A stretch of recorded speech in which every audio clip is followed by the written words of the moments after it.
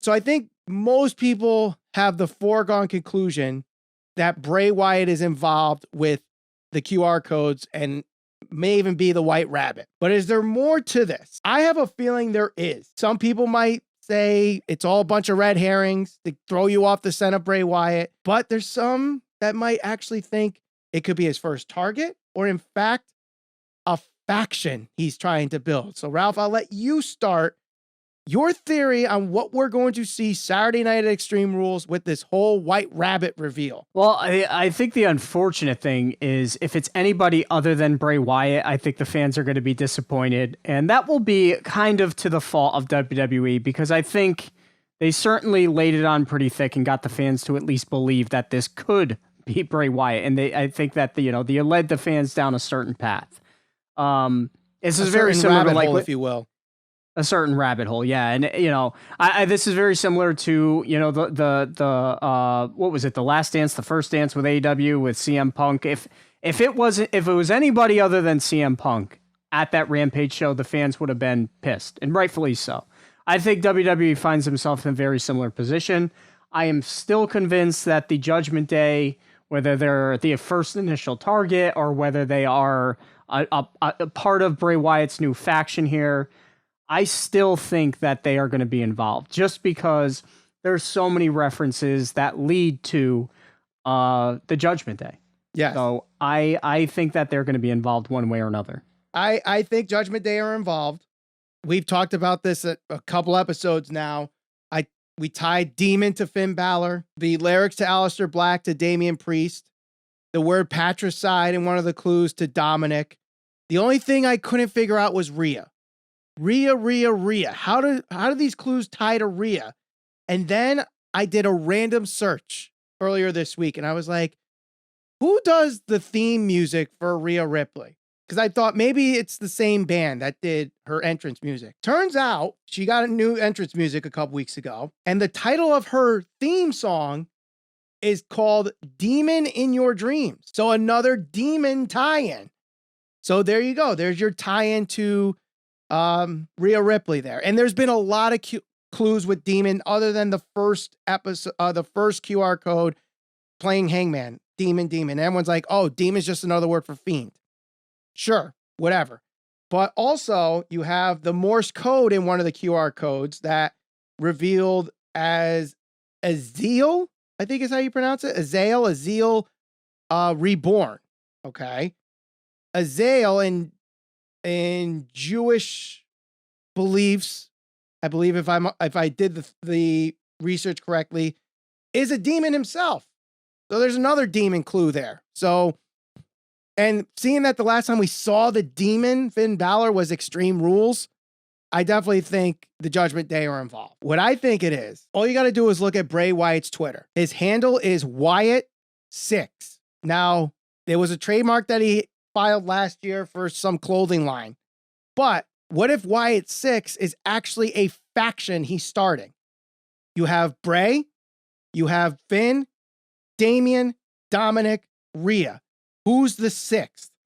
And there's three potential people it could be. The first one is Joe Gacy. Because I think one of the URLs has binary code, which if you translate it, goes to the word Gacy. And obviously, many people have made the connection of his character to Bray Wyatt's Eater of World character. Makes sense. The question is, what do you do with the dyad? That's easy. Bring them back as the grizzled young veterans. Triple H likes the grizzled young veterans. They deserve to be the grizzled young veterans. None of this dyad crap. Okay? Baron Corbin. We saw a zip code that led to Corbin, Kentucky. We have not seen Baron Corbin since even before the QR code started.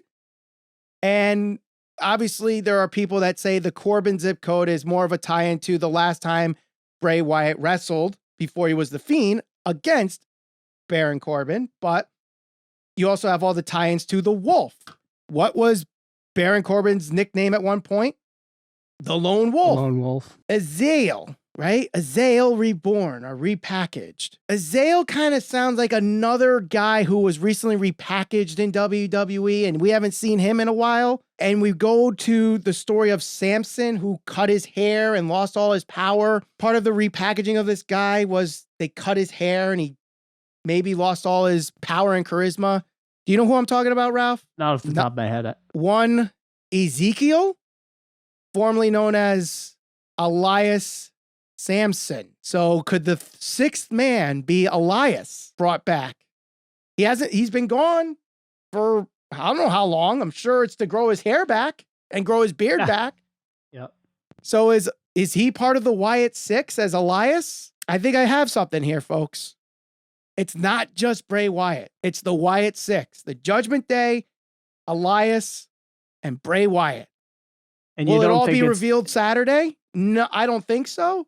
But I think we're going to start seeing some of the pieces tie in, and it's going to build more and more and more till we eventually see all six of them together at some point. Or I just read way too much into this. Well, they want you to read into it. That's the whole point of this whole mystery that they're kind of throwing out there for everybody. It's keeping people entertained and engaged. And, I mean, any thoughts about Alexa Bliss? You think she's involved in it at all? See, it all depends on how it's revealed. Because Bray can reveal himself and possibly kidnap Alexa, right? Because that was the last person that helped Bray Wyatt lose, because it was her that helped Randy Orton win at WrestleMania, and that was supposedly the tie-in with the whole Samson story and Delilah and all that stuff. Is Alexa's Delilah and he's Samson. Okay, that makes sense. Go after the demon Finn Balor. The last time he started a new character, Finn was his first target. Does he do that again? Seth Rollins. Do they close out the show if the fight pit is last, right? If the fight pit is last, does he attack Seth Rollins either during the match or after the match? And that's your closing moment of Extreme Rules. Karrion Kross is involved in the show, and he was once known as White Rabbit in another promotion. Is it where that's revealed there as Karrion Kross? And this whole thing with Bray Wyatt is just a ruse. Any other theories that you might have for this? No other theories that I can offer. The only one that I was hoping that would end up being a part of this, not because there's any tie-in, just because he's one of those guys that's kind of like a little off the cuff, if you will, and a little weird, depending on what you think of him, is Ilya Dragunov. But don't know if he's being called up. What clues would you get though with him though? Well, that's what I said. I said there are no current tie-ins for him. Right. But he's somebody that I think could fit into, like, especially somebody who's in NXT, but that can work his way up. That might not be a bad spot for him to land in.